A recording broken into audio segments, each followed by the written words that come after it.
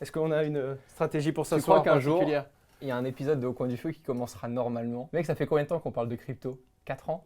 Ouais. Ouais, elle a 4 ans la vidéo. J'ai une machine à Bitcoin. J'ai une machine à Bitcoin. C'est pas du Bitcoin. C'est pas des bitcoins. Oui, mais le but, c'est que... Comment on se retrouve? Je suis ravi de t'accueillir. On va parler des dernières actus. Il s'est passé à peu près quelques mois depuis la dernière vidéo, bien plus de 3 mois, je pense, 3-4 mois. Ouais, je pense 3-4 mois. Il y a des choses qui se passent et des choses qui se passent pas et qui m'intéressent vachement. Et je pense qu'on va aussi profiter de cet épisode pour parler à la fois de la façon dont on gère aujourd'hui notre capital en crypto-monnaie. Okay. Parce que je pense que ça y est, on n'en est plus là à dire sur quoi on investit, etc. Ouais. En ce moment, on est plus sur quoi on croit et quelles seront les prochaines années Du pour long nous. terme, les projets qui nous plaisent et ceux qui finalement utilisent vraiment la blockchain, quoi. Et la fameuse question, qui est quand même le titre de cette vidéo, est-ce qu'on a plus de crypto que d'euros? Ça aide. Alors, est-ce que tu comptes les stablecoins, les monnaies stables comme des cryptos? On va en parler. On va parler de monnaie décentralisée, de monnaie centralisée, de blockchain centralisée, de blockchain décentralisée aussi. On va parler de plein de choses et aussi de la façon dont on stocke nos crypto-monnaies, comment on les protège, comment est-ce qu'on peut les échanger sur de la blockchain décentralisée, les utiliser tous les jours. Exactement. Donc voilà, on est parti pour un épisode de Au coin du feu avec vous et évidemment répondre à vos questions puisque j'ai sélectionné quelques questions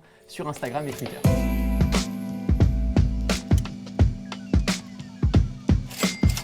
Owen, en 3 mots, t'es qui? Un youtubeur, entrepreneur, sous le nom d'Asher.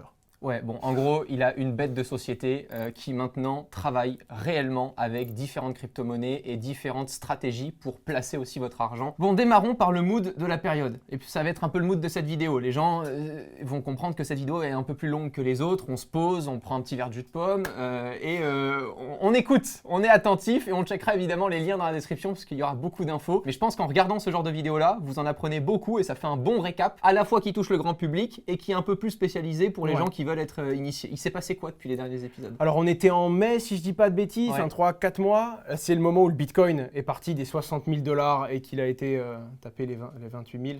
C'était dur. C'était globalement, là on voyait tous ceux qui avaient découvert le Bitcoin et qui l'avaient acheté tout en haut. Ouais, c'est la fin du monde et tout, comme on l'a déjà vu encore et encore et encore depuis des années. Et là pour le coup, il a rebondi pendant presque 2 mois. Le Bitcoin est resté entre 28 000 et 40 000 $. Et là, il a fini par percer les 40 000 $ par le haut. Et là, on doit être à 45 46 000 $. Ce qui est super intéressant, c'est qu'on se rend compte qu'on n'est plus dans un mood où les gens doivent encore comprendre qu'est-ce que le Bitcoin, quelles que sont les crypto-monnaies et autres. On voit Louis Vuitton arriver avec des projets numériques. Beaucoup plus d'un site. Il y a vachement d'acteurs, de forts acteurs et même des news un peu fake avec Amazon, etc. qui se sont répandus, qui font qu'aujourd'hui, on ne peut plus atteindre certains seuils en dessous puisque ça y est, il y a déjà trop de gens qui comprennent ce que c'est. T'es pas d'accord? Alors, je veux faire attention à ça, même s'il y a des gros qui sont rentrés, et je pense que là-dessus, tu as raison, c'est-à-dire que comme il y a des très très gros qui veulent acheter, on ne redescendra pas à certains minimums. Ça, c'est vrai. Par contre, jamais dire jamais dans le Bitcoin, parce que des fois, il se passe des trucs qu'on n'avait vraiment pas vu venir, aussi bien à la hausse comme à la baisse, donc j'aime pas dire qu'on redescendra pas en dessous d'une certaine valeur. Disons que plus il y a de volume, plus c'est gros, plus les variations vont commencer à se calmer à un moment, et c'est très compliqué d'imaginer un Bitcoin retomber à 2 ou 3 000 $ aujourd'hui. T'as raison, je pense qu'on peut jamais dire jamais, mais tout dépend aussi de l'actualité. On l'a vu entre Tesla, qui un coup y va, un coup n'y va pas. On va en parler d'ailleurs de Tesla dans les questions aussi, et puis de la régulation des marchés. On voit qu'il y a des choses qui bougent. Donc on va répondre à toutes ces questions dans un premier temps, et pour poser les bases sur cet épisode, j'ai envie qu'on parle d'un truc dont on n'a pas encore parlé là sur la chaîne, c'est de la finance centralisée et de la finance décentralisée. Parce que je vois beaucoup de gens qui me disent moi ça y est, j'ai un compte Coinbase ou j'ai un compte Binance, fuck les banques. Non, ils n'ont pas compris du tout. Voilà, j'aimerais qu'on l'explique ensemble. Évidemment, je te fais toujours interagir dans ces vidéos parce que tu es le spécialiste évidemment crypto en France, même Europe maintenant, pour te la péter un petit peu quand même. Et puis moi je suis un gros passionné, donc en fait c'est ce qu'on s'était dit, très honnêtement, je pense qu'il y a des épisodes que je pourrais faire tout seul, mais j'ai pas envie de les faire tout seul parce que ça me fait trop kiffer de partager ça avec Owen. Tu pourrais faire beaucoup avec les compétences que tu as maintenant, vu ce que tu vas bidouiller au fin fond de la blockchain. Ouais, je pense que tu pourrais faire. Je m'éclate. Mais vous le voyez de temps en temps sur Twitch quand on en parle, il y a des mecs de temps en temps sur Twitch qui me disent comment tu sais ça mec, on pensait pas que tu savais genre... Il dort pas la nuit en fait, il bidouille son MetaMask et c'est sur internet. Mais c'est exactement par exemple tout ce que j'ai fait pendant mes vacances. En fait je retrouve le même kiff en blockchain que ce que je faisais au tout début avec la technologie. Tu vas toucher des produits que les autres n'avaient pas, etc. Cool. Moi j'aime ce côté, tu fais un truc, il n'y a pas grand monde qui l'a fait. J'adore, tu vois attention c'est risqué parce que là tu vas utiliser un truc, tu comprends rien mais... C'est exactement ça. C'est incroyable. Alors la finance centralisée, c'est quand tu donnes ton argent, tu la confies, ce qu'on appelle le custodian, la personne qui va conserver l'argent, à une entreprise ou à une entité. Et en général, cette entité valide ton identité, je dis bien en général, Tout à fait. valide ton identité, ce qu'on appelle un KYC. C'est ça, Know Your Customers, vous devez connaître vos clients, KYC. Donc, tout ce que tu vas envoyer ou recevoir sur ce compte est public. On peut le savoir. Si demain, les fédéraux veulent venir voir ce qu'il y a sur ton compte Binance, excuse-moi, pour avoir certaines liquidités sur Binance, il faut que tu aies ta carte d'identité, la preuve de ta résidence, etc. Et donc, quand on a son argent sur Binance, ben, finalement, c'est centralisé. Même si, et c'est ça qui est compliqué, parce qu'il y a l'entre-deux, il y a le centralisé, tu as le décentralisé, et tu as certaines plateformes centralisées, imaginons une banque, c'est centralisé, mais si tu donnes ton argent à la banque et qu'elle va investir avec cet argent sur de la finance décentralisée, c'est centralisé ou pas à la fin? Vraiment? Répondez dans les commentaires. C'est ça qui fait que c'est compliqué. Soit vous laissez votre argent à une plateforme, Coinbase, Binance, et c'est centralisé, soit vous confiez votre argent à la blockchain, donc là c'est ce qu'on appelle du liquidity providing, bon ça peut paraître barbare, mais... On en parlera un tout petit peu, mais je trouve ça cool ça. parce qu'à un moment, je vais arrêter de vous prendre pour des cons, je veux dire, ça y est, on parle depuis plusieurs fois des crypto-monnaies. Si vous n'avez pas vu certaines vidéos, vous mettez pause et vous pouvez aller voir, et comme ça vous avez toutes ces bases-là. Toutes les vidéos sont dans la description, donc on va pas revenir sur certaines étapes. Je pense qu'à un moment, il faut aller de l'avant aussi et arrêter de louper un train. C'est bon, Coinbase, tu sais l'installer, Binance, tu sais l'installer, acheter du Bitcoin, c'est bon, ça y est, tout le monde sait faire, tu le tapes sur Google. Là, j'ai envie qu'on s'intéresse à des choses un peu plus poussées et du coup, de la finance décentralisée. À ce moment-là, quelle est la différence ?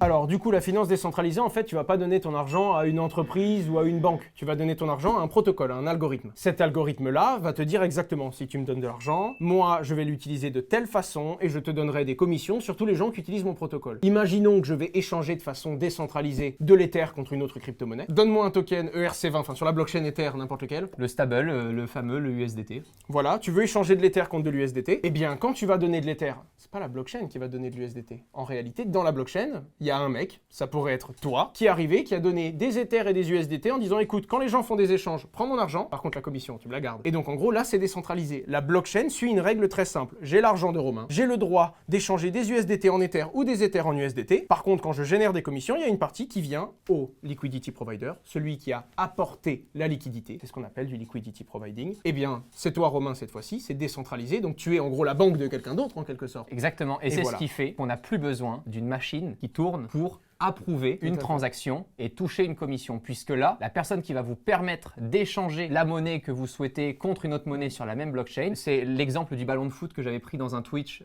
dans un live Twitch qu'on avait fait. Encore une fois, n'hésitez pas à vous abonner à mon compte Twitch. Il y a un gros ballon de foot dans lequel tu mets deux crypto-monnaies dedans, et en secouant bien fort, quand il y a des gens qui viennent taper du côté droit et d'autres du côté gauche, et ben celui qui a des parts du ballon de foot, il touche une toute petite commission des transactions qui sont effectuées dans le ballon de foot. Exactement. Ça, c'est de la vraie finance décentralisée. C'est ce qui fait que si c'est pas toi qui va réclamer une action à la blockchain, rien ne se passe. Alors que demain, si tu as de l'argent sur Binance et que Binance te dit bah tiens, le coin n'est plus listé, j'ai pris la décision pour toi de l'échanger pour que tu puisses toujours avoir ton coin, j'ai pris la décision pour toi. Là, la blockchain ne le fera pas. Exactement. Sauf si c'est marqué dans le protocole. Voilà. Sauf si c'est marqué, parce que comme c'est open source, c'est transparent, et quand tu vas prêter à la blockchain te dit moi je peux faire ça, si je fais ça, je te donne ça. Dans le pire des cas, il se passe ça, et sinon il se passe ça. Et tu acceptes ou tu acceptes pas. Mais c'est un algorithme, il peut pas changer d'avis demain ou décider de finalement il t'aime pas. Ce n'est pas possible.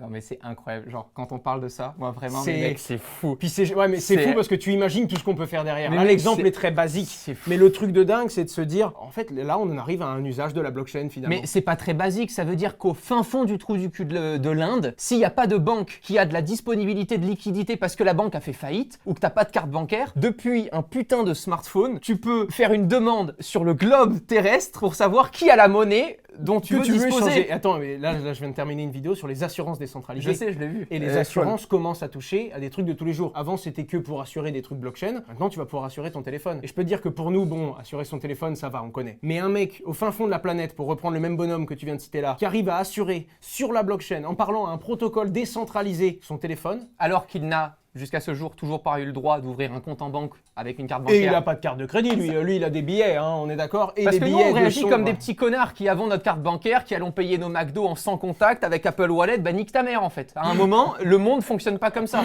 Ouais, ça c'était agressif. C'est vrai, mais non, mais c'est vrai. Ça me rend fou. Non, mais c'est vrai. C'est comme les gens avec Starlink dans ma vidéo Starlink qui disent tu utilises Starlink pour jouer à Fortnite. Mais blaireau, on s'en fout de jouer à Fortnite, c'est pour te montrer, pour que ça clique sur la vidéo, qu'on comprenne à quoi ça peut servir. Non mais mec, une école au fin fond de l'Inde, encore une fois, pour reprendre l'Inde, parce que c'est un pays immense et c'est fou. Tu peux alimenter une école demain avec Internet, juste avec un Starlink, pour $100 par mois. En fait, c'est ça le truc qui fait que tu as une énergie derrière, c'est que tu vois tout ce qui va être fait avec. Mais c'est fou. Et c'est vrai que nous, on voit beaucoup la blockchain sur comment on peut améliorer des choses qu'on connaît déjà, mais pour beaucoup de gens, c'est pas juste une amélioration, c'est vraiment une révolution. Parce que pour eux, ça va leur apporter des trucs qu'ils avaient toujours pas aujourd'hui. Dans la finance centralisée, on a parlé de gros acteurs, Binance, Coinbase, Just Mining. C'est de la finance centralisée, Just Mining. Alors du coup, c'est centralisé et décentralisé. C'est l'exemple que je te donnais. C'est-à-dire que si tu nous confies ton argent, par définition, c'est centralisé. C'est-à-dire que tu nous la donnes, nous, on peut perdre ton argent. À partir de là, c'est centralisé, d'accord? Parce que c'est nous qui avons la responsabilité. Même si tu es de quand tes même fonds. maintenant régulé par l'AMF, etc. Non, c'est ça. On est régulé par l'AMF. Voilà. On est en train de travailler sur des assurances décentralisées. Tu peux pas te casser demain avec la thune comme tu veux. Là, ça y est, c'est devenu. Ouais, trop il faut gros. vraiment que je parte loin et que je disparaisse. Hein. Voilà. En tout cas, je me rebaladerai pas un jour comme ça, tranquille, la tête à l'air. Non, ça va être très compliqué. Prends l'exemple des stablecoins. On propose 9,5% d'intérêt en ce moment. Ça dépend des marchés, ça monte, ça descend. Les gens qui sur des monnaies découvrent, stables. ils vont pas y croire. Hein. Mais c'est réel. Mais tu as de l'USDT. Et c'est normal qu'on n'y croit pas, parce qu'on vous a toujours dit, attendez, quand c'est trop beau pour être vrai, c'est le cas. Là, pour le coup, sur la blockchain, quand on connaît la blockchain, 9% de rendement sur de la monnaie stable, de l'USDT, c'est un rendement qui est cohérent par rapport au marché et ce qui se propose actuellement. Par contre, nous, cet argent, on va diminuer les risques, donc on va en prendre une partie sur des plateformes centralisées, Swissborg comme Nexo par exemple. Une partie, on va le mettre sur des protocoles décentralisés, et en fait, on va pas simplement essayer d'avoir le meilleur rendement, sinon on pourrait monter plus haut, mais on va essayer de faire en sorte que nos clients prennent un minimum de risque en mettant vraiment ces stablecoins à plein d'endroits qui vont aider la blockchain à se développer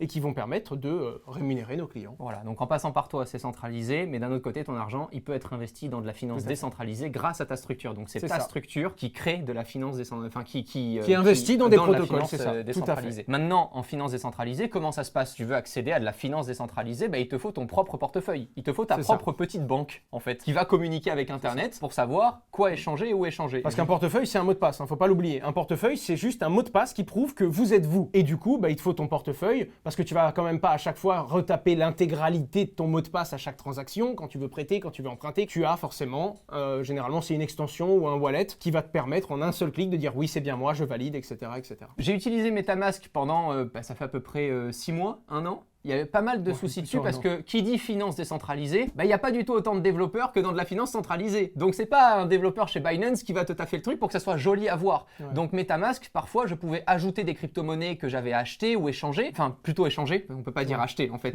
j'avais forcément une crypto-monnaie pour l'échanger. Et parfois la crypto-monnaie s'affichait mal, ou je ne pouvais pas par exemple voir correctement les dernières transactions, les dernières activités que j'avais. Il y a des choses aussi qui ont évolué depuis, les NFT, les non-fungible tokens. Je ne pouvais pas les voir si j'en avais dans ma clé MetaMask, je pouvais pas les voir directement dans mon MetaMask, il fallait que je me connecte. Et puis après, c'est globalement Ether.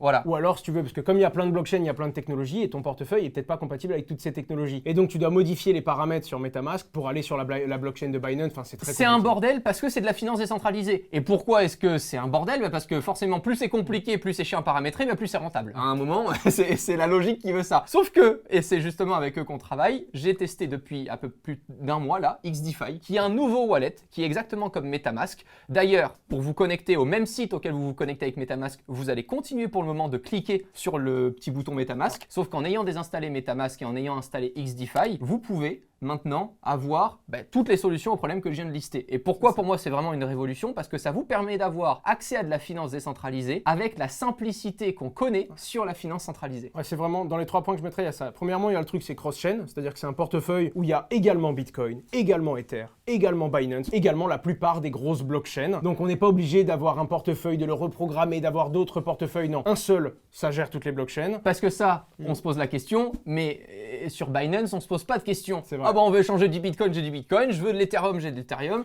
Là, alors que là, c'est décentralisé, donc on va vraiment parler à la blockchain. C'est à toi de te connecter à la bonne blockchain, de savoir quoi faire. En fait, c'est fou, mais c'est un peu, c'est exactement comme si on était une mini-banque. On va interroger certains marchés, on va aller sur la place en bourse qui est ouverte, celle qui n'est pas ouverte. Et d'où le côté décentralisé. Ça paraît barbare parce qu'on va faire des trucs qui, à la base, il y a quelqu'un qui le faisait pour nous. Mais pour le coup, c'est qu'une question de glossaire. Les mots paraissent fous quand on les entend pas et quand on n'a pas l'habitude. Mais enfin, je me rappelais quand je te parlais de MetaMask au début, tu me regardais avec les yeux. Mais moi, je commence à démarrer. Je vous raconte l'histoire en off. Owen, on se parle il y a 1 an à peu près, et il commence à me parler de la finance décentralisée qui est arrivée petit à petit, mais vraiment très spécifique. Et je lui ai dit, je vais apprendre.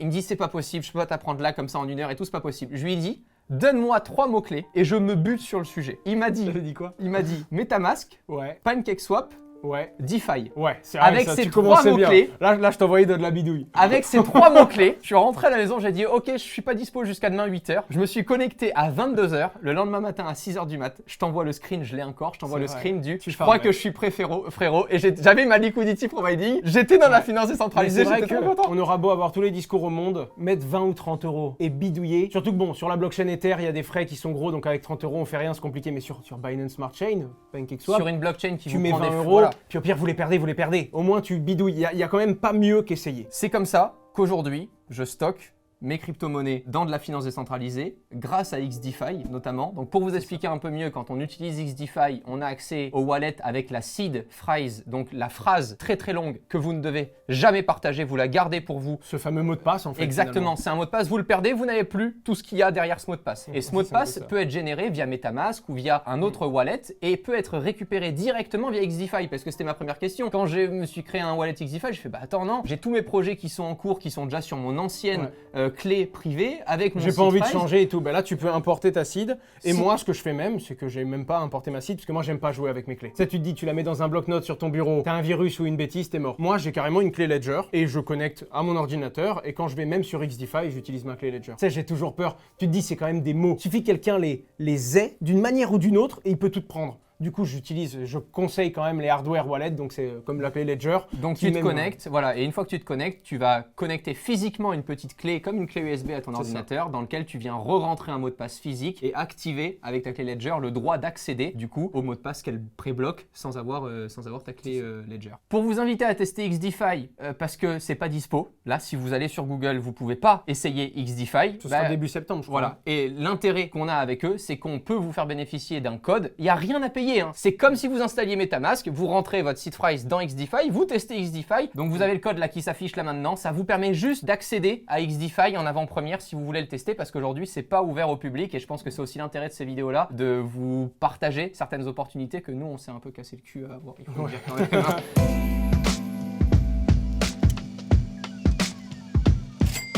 Première news du mois, on ne peut pas passer à côté et je pense que la communauté crypto nous en voudrait, c'est de parler d'Elrond, de Maillard et de tout ce qui se passe dans cette blockchain qui est une blockchain à part, la blockchain Elrond. Alors là, ça bouge énormément. On avance beaucoup avec eux. Alors pour le coup, je les connais assez bien parce qu'on bosse avec eux techniquement, mais on s'occupe Si vous ne d'une partie connaissez de leur pas- marketing, etc., etc. J'adore couper la parole aux gens. Donc on s'est dit que pour cet épisode, on allait vous présenter une techno avec laquelle on est ravis de collaborer qui s'appelle Maillard avec leur monnaie Elrond. Mais on va cette fois-ci rentrer en profondeur pour réellement comprendre l'intérêt d'une telle crypto parce que vraiment pour moi cette crypto est incroyable. Bref, c'est une blockchain, tout comme plein d'autres qui permet d'optimiser rapidité de transaction, faible coût, etc. Alors là, déjà, ils viennent d'annoncer un truc assez gros, c'est que ce serait la première blockchain européenne labellisée par une entreprise, évidemment. Donc c'est toujours, je vous laisse aller voir la news, hein, c'est subjectif. Mais c'est la première qui ait une émission de gaz à effet de serre négative. C'est-à-dire que son empreinte sur l'environnement est positive dans le sens où les actions qu'ils font apportent plus à l'environnement que ce que ça consomme, etc., etc. Donc c'est déjà, ça a fait beaucoup de bruit. Et surtout, ils sont en train de lancer tout un pan de leur blockchain, le pan de la finance décentralisée. Parce que c'est bien beau d'avoir une blockchain, mais il faut qu'il y ait des smart contracts pour avoir de la finance décentralisée. Et Elrond ne les a pas encore lancés, mais ça arrive avec leur toute première plateforme, leur échangeur décentralisé. On pourra faire du liquidity providing et échanger des jetons sur la blockchain Elrond sans passer, ne serait-ce que par Elrond entreprise finalement ou par une quelconque banque. On pourra se connecter à la blockchain, faire nos échanges partout dans le monde. Au lieu de faire un truc très technique et avoir du mal à expliquer aux gens, ils ont fait un truc très mainstream, très ouvert parce que eux, leur slogan c'est la blockchain à l'échelle d'Internet. Leur job à eux, c'est pas de faire une blockchain juste pour les banques, non.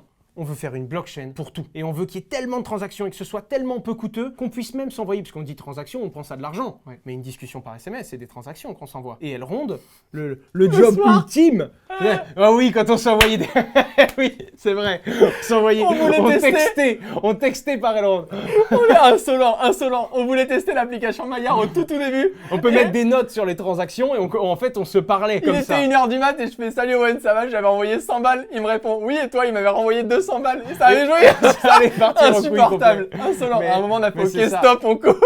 Mais tu vois, ça sur Ether, quand tu payes 12 € le message, bah tu le fais pas. Bah oui. Enfin, Ether va faire sa mise à jour, Ether 2.0. Mais avec Elrond, du coup, les frais, c'est genre 1 ou 2 centimes la transaction, on en a profité. Et leur but à eux, c'est vraiment d'être ça. Pas seulement une blockchain de paiement, mais vraiment une blockchain qui permet de tout faire. Transactions, communication, financement, décentralisé, etc., etc. Et du côté grand public, le gros coup de poing sur la table, c'est quand j'ai pu voir que Elrond, du coup, s'était associé avec l'application Maillard à un événement musique, je crois, c'était un C'est ça. festival. Mm. Vous voyez au C'est festival, Untold, si je dis pas de bêtises, non? ouais, je crois. Quand tu as un petit bracelet que tu recharges pour aller payer, bah là, tu seras avec du coup des paiements gérés par Maillard. C'est-à-dire que pour aller au festival, tu consommeras sans le savoir grâce à la blockchain. T'imagines quand il y aura une carte connectée à la blockchain, il y a déjà des cartes bleues connectées à des blockchains, et tu pourras avec genre ton Apple Watch, tu feras une empreinte de ton compte Maillard et tu payeras blockchain comme ça. Mais c'est surtout que c'est qu'une extension. Ah mais à c'est ça, avoir. mais Maillard, ils ont clairement, déjà l'application iOS. Le jour où ils me sortent une carte pour parler au grand public, ce sera pas une carte, ce Bah, en sera fait, une clé je suis privée. en train de réfléchir, mais tu peux. Bah oui. Tu peux mettre tes Elrond sur Binance Card et connecter ta carte Ouais. avec Apple, non? Je sais pas si c'est Apple Wallet Je sais que compatible. Coinbase le fait à partir de là. Moi j'attends, et j'attends d'avoir aussi votre avis dans les commentaires. Un acteur comme PayPal. PayPal ne bouge pas beaucoup. Bah, PayPal, Ils là, ont ils vont bougé, lancer. Hein. Ils mais- ont annoncé qu'ils vont avoir leur wallet crypto qui Voilà. arrive. Donc, Moi, c'est j'attends. question de temps.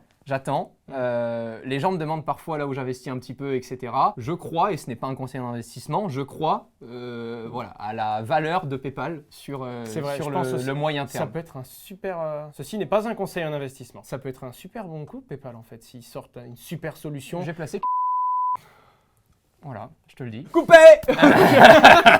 On répondra de toute façon à la question le plus honnêtement possible, véridique, à la foire à questions du mois juste après. Est-ce qu'on a plus d'euros que de crypto? Avant ça, on continue dans les news du mois avec Tesla. Ouais. Tesla, alors brièvement, ça a été fou. Pourquoi déjà Elon Musk, à un moment, a décidé finalement de retirer le Bitcoin comme monnaie acceptée pour acheter des voitures Je saines? pense que Joe Biden, le président des US, a expliqué qu'il y aurait des budgets pour toutes les entreprises qui travaillent dans le sens de l'énergie renouvelable, etc., etc. Très intéressé, Tesla, dans l'électrique, bah forcément, a essayé d'obtenir des subventions. Pourquoi? Parce que Tesla, aujourd'hui, dégage ses bénéfices grâce aux subventions. Au vu de ce qu'ils investissent dans l'entreprise, sans les subventions, Tesla n'est pas rentable. Ça, ça. c'est la réelle raison. Et donc, c'est des gros montants qui sont importants dans le financement et dans la croissance de l'entreprise. Et apparemment, il y aurait beaucoup d'associations qui, quand Elon Musk a accepté le Bitcoin, beaucoup d'associations qui ne sont pas informées sur le Bitcoin, qui ont crié au « Oh, le Bitcoin, ça consomme, c'est une aberration, c'est une honte ». Et dans le doute, je pense que les conseillers d'Elon Musk lui ont dit « Elon, enlève le Bitcoin et à la limite, annonce publiquement que tu vas vérifier toi-même si ça consomme bien de l'énergie verte ». Elon Musk a donc créé le Bitcoin Mining Council,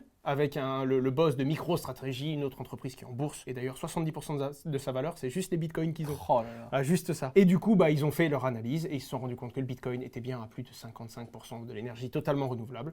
Et donc, Elon Musk a dit, bah, on a vérifié, effectivement, ce n'est pas une aberration écologique et donc on va pouvoir les réaccepter chez Tesla. Mais SpaceX a également des bitcoins en trésorerie, tout comme Tesla. Et donc là, ça a fait moins de vagues parce que les gens commencent à en avoir marre en fait de... Dès qu'Elon Ouais. Musk dit un bon truc, ça monte, dès qu'il dit un mauvais truc, ça baisse. Maintenant, ça commence à se stabiliser, je dirais, et c'est plutôt sain. Qu'ils disent du bien ou qu'ils disent du mal, Elon Musk n'a plus pour l'instant autant de Et pouvoir puis, qu'avant. c'est beau parce que on voit justement dans tous ces aléas que c'est vraiment une technologie prometteuse. Parce que sinon, il n'y aurait pas... Si c'était un truc bof, bah, tous les gens essaieraient de faire un peu de scam dessus, tu sais, Ouais, d'essayer c'est de... ça. Tu vois, Il y en a alors qui que essaient là- quand même. Ouais, on l'a vu dans ta dernière vidéo d'ailleurs. Ouais, c'est ça. Les gens savent que c'est compliqué et qu'il y a quand même des histoires de gens qui ont gagné de l'argent rapidement. C'est l'endroit parfait pour mettre une arnaque. D'où le fait de vraiment vous informer énormément. Même là, quand je vous ai parlé de XDeFi, etc., n'allez pas foutre directement 10 000 balles dans XDeFi. Non, Creuser. creusez, installez XDeFi, mettez 10 ou 20 balles pour comprendre comment est-ce que vous pouvez mettre 10 euros d'équivalent en Ethereum, 10 euros d'équivalent dans une autre crypto-monnaie. Essayez de comprendre ça. D'ailleurs, ça m'amène à un autre sujet du mois, c'est la création d'un stablecoin euro. Alors un stablecoin, déjà, qu'est-ce que c'est? C'est tout simplement une crypto-monnaie, mais qui est indexée sur un cours qui est fixe, comme le C'est ça. dollar, comme l'euro, par exemple, qui est fixe, alors qui va prendre... Et d'ailleurs, très important pour ta question, est-ce qu'on a plus d'argent en crypto ou en euros? Bah, est-ce qu'un stablecoin euro, tu considères ça Ah comme de non, la crypto ou pas? non. Parce que légalement, on va c'est de la répondre. crypto. Non, on va Et heureusement d'ailleurs, hein, pour Non. ceux qui connaissent les lois fiscales en vigueur dans notre pays, c'est génial que les stablecoins soient considérés comme des cryptos. Parce que si tu changes ton bitcoin en stable dollar, t'as plus le risque du bitcoin qui swing dans la nuit, et t'as pas à faire toute ta déclaration comme si t'avais changé en euros, que t'avais pris des bénéfices et donc payé. Et on espère que ça va pas changer. Et on espère que ça va pas changer. Création d'un stablecoin euro. Oui, alors, il y en avait déjà en France. Il y avait le LUG, c'est la Société Générale avec le groupe Casino, il y a également CoinHouse à Paris, enfin un conglomérat d'entreprises qui se sont rejoints. Il y a Nomadic Lab qui sont des experts de la technologie Tezos sur lequel est basé le protocole. Tous ensemble, ils ont déjà travaillé à développer un stablecoin euro. Mais là, il y a le géant Tether qui a fait l'USDT, le plus gros stablecoin au monde, le plus utilisé, qui est indexé au dollar. Ils en ont fait une version euro et ça a fait quand même beaucoup de bruit parce que pour l'instant, il y avait beaucoup de stablecoins dollars, il y en a énormément. Il y a le DAI qui est le plus décentralisé, l'USDT le plus utilisé, l'USDC de Coinbase et de Circle, bref. Et là, on en a enfin en euros qui commence à arriver et ça c'est cool. Et la dernière grosse news, Ethereum 2.0, donc la blockchain Ether, qui aujourd'hui consomme beaucoup en frais de transaction. C'est ce qui empêchait d'avoir autant de liquidity providing et autres via Uniswap, pour ceux qui connaissent, plutôt que PancakeSwap ou BunnySwap, qu'on n'a pas trop cité tout à l'heure, mais qui sont des protocoles décentralisés et qui vous permettent d'apporter de la liquidité plus ou moins stable. On peut le voir aussi dans ta vidéo avec l'impermanent loss, un mot barbare horrible, mais attention, il faut le connaître celui-là. Lui, tu le connais pas, si tu arrives à 3h du mat, tu fais il n'y a pas un coup dans la nuque. Parce que là, il est dur. Il est horrible. Ah, t'es pris un coup dans la nuque? Ah ouais, ouais. Ah, quand j'ai vu 200%, j'ai fait vas-y go, c'est génial. Ouais, c'est génial. On va le laisser long terme. Ouais. La connerie. Ethereum 2.0. Ça avance beaucoup alors. Il faut comprendre que du coup, Ethereum 2.0 est en train de faire une nouvelle blockchain en fait, la blockchain 2.0 d'Ether, qui va être beaucoup plus rapide, qui prendra beaucoup moins de frais de transaction, etc. Et là, ils ont fait une petite mise à jour, une espèce de bridge au niveau de la mise à jour. C'est une mise à jour du protocole qui est encore en vigueur maintenant et qui, on va dire que ça ne réduit pas les frais, mais ça modifie 2-3 choses. Déjà, une partie des frais de transaction sont supprimés, donc ça vient réduire un petit peu les nouveaux Ethers générés, ce qui augmente théoriquement sa rareté, ou du moins diminue son inflation, ce qui augmente sa rareté. Premier truc, donc pour le prix de l'Ether, d'ailleurs, il a bien monté après cette mise à jour. Et puis, tu as le deuxième truc, c'est que, tu sais, avant les mineurs, les machines qui font des calculs pour sécuriser la blockchain, vont tout le temps sécuriser les transactions avec le plus de frais. Ouais. Pourquoi je mettrais un effort pour sécuriser une transaction à 2 € de frais si je peux en sécuriser une transaction à 20 de frais? Ce qui fait que dès que la blockchain s'emballait qu'il y avait trop de transactions, il n'y avait que les gens qui pouvaient payer 200 ou 300 $ par transaction qui faisaient passer leur transaction. Alors on se dit, mais il faut être fou pour faire passer une transaction à 200 $. Bah non. Le mec qui envoie 1 milliard parce que c'est une banque, 200 €, il les voit pas. Par contre, le gars qui veut se connecter, qui veut bloquer 75 € et qui doit payer 120 de frais, bah lui, il oublie. Là, ils ont juste fait un système qui fait que les mineurs n'ont pas d'intérêt à sécuriser les plus grosses transactions, parce que quoi qu'il arrive, ce sera régulé. Et donc, ça calme un peu plus, et c'est censé stabiliser un peu plus les frais d'Ether, qui sont encore, pour l'instant, tant qu'il n'y a pas Ether 2.0. Voilà pour les news du mois. On passe maintenant à la foire à questions du mois pour répondre à vos questions que vous avez posées sur Twitter et Instagram.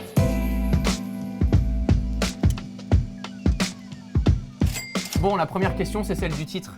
Évidemment. Est-ce qu'on a plus de crypto que d'euros? Je compte les cryptos non stable. Donc l'USDT et autres, on oublie. Je te laisse répondre d'abord à la question. Ok, alors je te repose une avant. Imaginons qu'une grosse partie de mes stablecoins sont sur le dollar. Tu me demandes, j'ai plus d'euros ou plus de crypto? Même si je compte pas mes dollars, je peux te répondre. Ok, on va la voir différemment. Est-ce qu'on a plus de monnaie stable ou de monnaie qui fluctue parce qu'on croit à plein de projets et que du coup, on est plutôt des gens à risque? La question, c'est ça, c'est ce que se posent les gens, je pense. J'ai plus de monnaie stable. Ok. Ouais.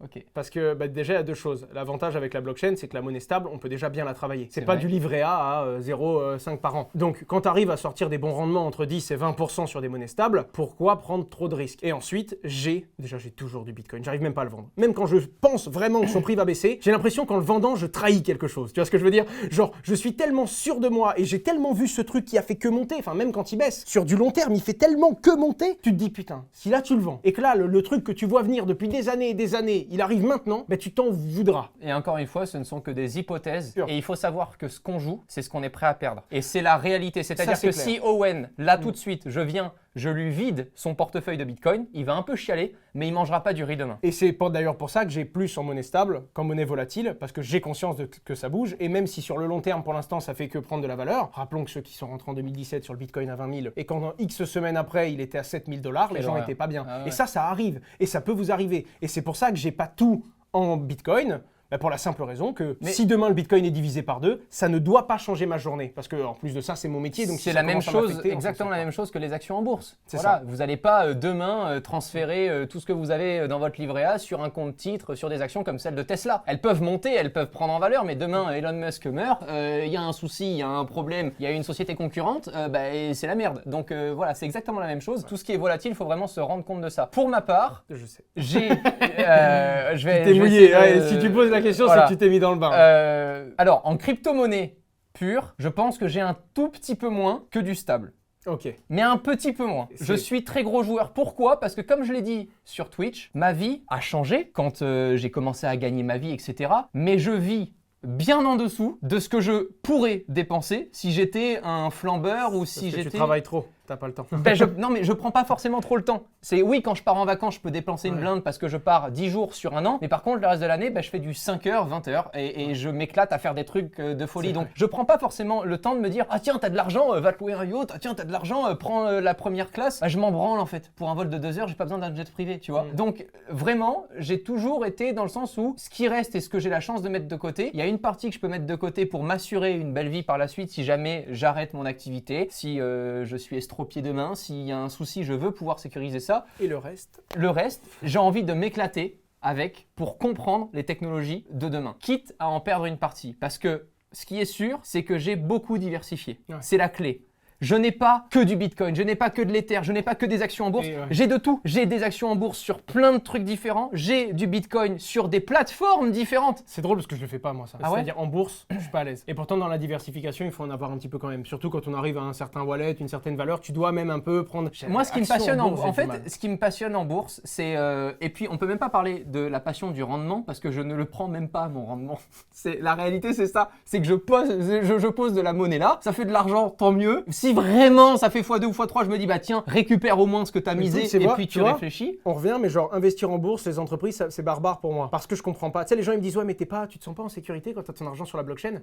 Bah, je comprends qu'on se sente pas en sécurité. Tu sais au début. Parce que tu sais connais pas. Est-ce que c'est bien sécurisé? Ou est-ce qu'elle est ta seed phrase, ton mot de passe, est-ce qu'il est bien gardé? Tu sais au début tu comprends tellement pas, tu ne peux pas savoir si t'es. Maintenant que je comprends bien la blockchain et que je vois comment ça marche, comment je suis tranquille. Moi ce que j'aime bien en bourse, c'est que du coup ça m'a rapproché d'un monde business, d'un monde vraiment très projet et très techno dans lequel j'étais. Je comprends pourquoi est-ce que quand on annonce une nouvelle voiture, ça veut pas forcément dire que le cours de la marque de la voiture va monter. Ça n'a pas de rapport. C'est entre l'offre et la demande. Pas direct. Voilà. Par contre, pourquoi est-ce que l'offre monte tout d'un coup quand tu as les résultats trimestriels? Moi, ça m'éclatait, tu vois, de comprendre comment est-ce qu'une entreprise fonctionnait et à quel moment je pouvais à la fois aider l'entreprise, parce que la réalité c'est que c'est ça, c'est que quand tu achètes des actions d'une entreprise. Ça, c'est un sujet intéressant qu'on peut faire. Toutes les différences entre crypto et actions en bourse. Ça pourrait être trop intéressant. Parce que tu n'as pas de résultats trimestriels. Non, par contre, tu peux avoir une libération de tokens qui n'existe pas en bourse. Et puis moi, le week-end, monsieur, je dors. Les marchés sont fermés. Alors que la crypto-monnaie, c'est week-end et jours fériés, ça s'arrête jamais. C'est vrai ça. Il y a un sujet intéressant. Il y a un vrai sujet. Première question de Twitter.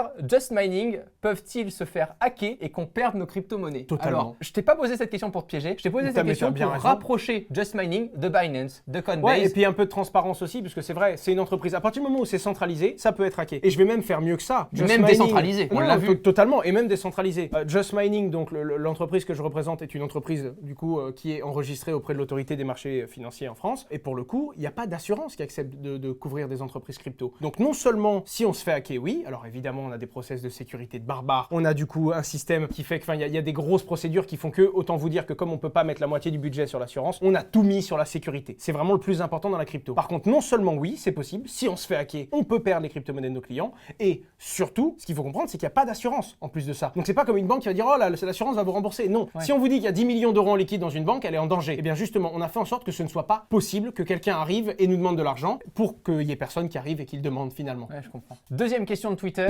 Quelle blockchain sera choisie par nos gouvernements? Plutôt Ethereum, car le réseau est déjà prêt, ou plutôt une blackchain? Non, à mon avis, il voulait dire blockchain. Fait exprès, on ne sait pas ce qui se passe. J'ai pris cette question. Pourquoi? Parce qu'on peut se dire, ok, les banques vont évoluer. Arrêtez, elles vont pas disparaître. Les banques aujourd'hui, on en a besoin. Déjà. Et on en a besoin. La JP Morgan a lancé son fonds, mais bien sûr. Comment est-ce que tu imagines, du coup, ce marché peut-être se réguler si on veut qu'il se régule correctement, que les banques se numérisent de plus en plus et du coup arrivent, imagine demain, tu te connectes à BNP Paribas, tu as ton compte en banque, tu as ton compte titre, imaginons, et tu as ton compte crypto, où tu peux relier une clé wallet à ton compte BNP. Ça serait quand même fou, t'imagines? Alors déjà, c'est le cas. Hein. Genre là, je pense à la marquise Baumann en Suisse, elle fait ça. Hein. Déposite Bitcoin, déposite Ether. Il y a de plus en plus de banques qui font ça. Putain, je savais pas ça. Les banques en Allemagne sont habilitées à accepter des dépôts crypto. Donc on est en train d'y arriver. Et pour moi, tu sais, les gens disent ouais, la blockchain va tuer les banques. Je suis pas d'accord. Il y a quelques banques qui disent non, la blockchain c'est un effet de mode, c'est n'importe quoi. Eux, ils vont avoir des problèmes. Par contre, on le voit déjà. Il y avait les banques d'avant. Tu avais tout ce qui était N26, les Pumpkin, les Nvidia, les néobanques, les Revolut. Tu vois, c'est une nouvelle forme de banque déjà. Et je pense que c'est ces banques-là qui vont faire le bridge parfait entre tu as une banque blockchain, tu as une banque ci, tu as une banque là et tu peux tout avoir. Donc je suis certain qu'il va y avoir ça. Et ensuite, sur quelle blockchain? Je vais te dire toutes. Je pense que le jour où une banque va lancer un jeton, elle voudra que son jeton soit compatible avec toutes les blockchains. Mais finalement, tu as un compte XDeFi, tu pourrais demain le relier peut-être à une banque numérique. Tout à fait. mais on peut imaginer aussi que sans que ce soit une banque conventionnelle, Maillard, c'est une banque. Alors oui et non, c'est une banque, mais elle n'a pas ta clé privée. C'est-à-dire que si tu envoies tes bitcoins à la banque, c'est ta banque qui gère l'argent. C'est vrai. Là, Ok. Maillard, donc Elrond, Ok. s'ils veulent vider ton compte, ils peuvent pas. Chez eux, tu utilises leur application. Tu utilises leur blockchain. C'est exactement comme XDeFi. XDeFi ne peut pas avoir accès à ta clé. Exactement. XDeFi, c'est qu'un portail. C'est ça, qui Ah, te une permet blockchain, de gérer d'accord. ton mot de passe, tout comme Ok. MetaMask. C'est ça. Vous voyez, c'est quand même pas évident la finance centralisée C'est ou pas décentralisée, c'est rigolo, mais c'est début. super intéressant. C'est une question d'habitude, je pense que vous allez vite oublier vos applications bancaires. Faire la mala en JPEG, ça vous chauffe? Faire la mala en JPEG. Les NFT, etc.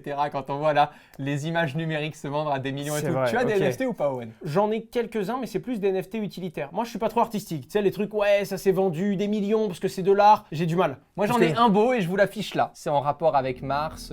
J'ai vraiment attendu qu'il apparaisse. J'ai vraiment regardé, je me suis vraiment regardé tes mains et je me suis dit de quoi il parle. C'est le seul que j'ai et que j'ai acheté. 500 $. Ah, j'ai des NFT. Huez-moi dans les commentaires. Ouais, C'est allez-y. parti, allez-y, c'est votre C'est une moment. honte. 500 Tous $ pour une Il y a image. des gens qui meurent dans la vie, tu dépenses 500 $ comme si je l'avais pas dépensé, ça serait revenu direct. J'ai aux déjà gens mis qui- 6 000 € dans une carte.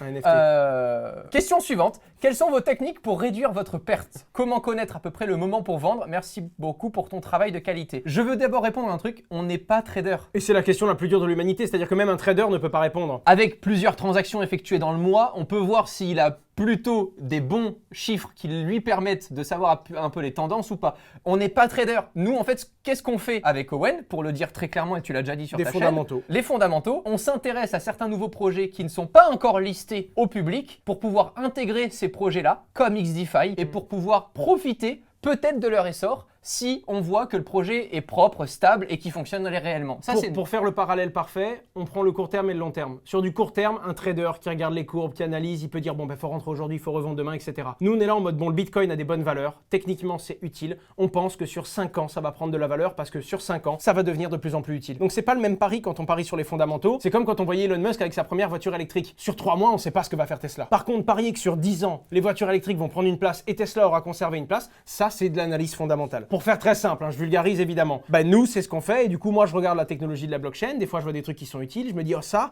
peut être un bon usage. C'est pas juste de la blockchain pour de la blockchain. Ce sera vraiment utile et utilisé. C'est ce qui fait qu'on peut gagner, Sans mais être trader. sur le long terme et beaucoup moins sur le court terme. Un trader sera vraiment meilleur que nous pour faire de l'argent réel tous les jours. Nous, on n'est pas bon du tout tous les jours. Pourquoi? Parce que, et c'est justement l'une des questions qu'on avait eues aussi, comment est-ce qu'on réagit quand ça baisse? Ben, on réagit pas parce que d'un, on a investi de l'argent qu'on pouvait se permettre d'investir. Donc on n'était pas là pour récupérer obligatoirement de l'argent, on était surtout là pour s'intéresser au projet, pour comprendre le projet et détenir une petite part du projet, c'est ce qui nous excite. Et puis si tes sentiments t'affectent, tu prends des mauvaises décisions. Totalement. C'est l'histoire du mec qui il veut aller miser 2 fois plus pour se refaire. Non, t'as perdu, c'est une chose. Et si tu es chamboulé émotionnellement, c'est que t'avais trop mis, ou trop vite, ou que t'avais pas pris les bonnes bases. Donc c'est toujours pareil, si vos émotions sont touchées, c'est que vous devez prendre un petit peu de recul. Et quoi qu'il arrive, le bon moment pour vendre, je dirais à un débutant qu'il faut pas être gourmand. Quand on rentre dans les cryptos, des fois on peut faire un x2 rapidement, on a l'impression on est un génie. Non. Quand on arrive, on est à la chance du débutant, on peut arriver sur une monnaie. De toute façon, l'argent facile n'existe toujours pas. L'argent rapide, oui, on peut gagner vite, mais simplement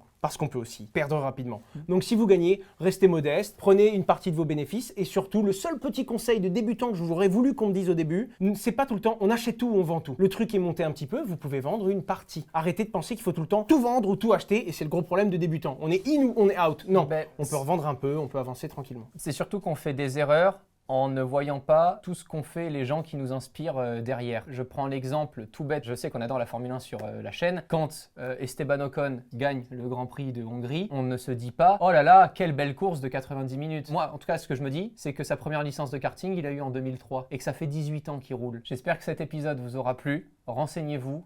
Taffez comme des bâtards parce qu'il n'y a que ça qui paye. Tous les liens sont dans la description. N'hésitez pas à tester, à nous faire vos retours et évidemment à visiter la chaîne d'Owen. Un grand merci. Avec plaisir. À très vite. Ciao tout le monde.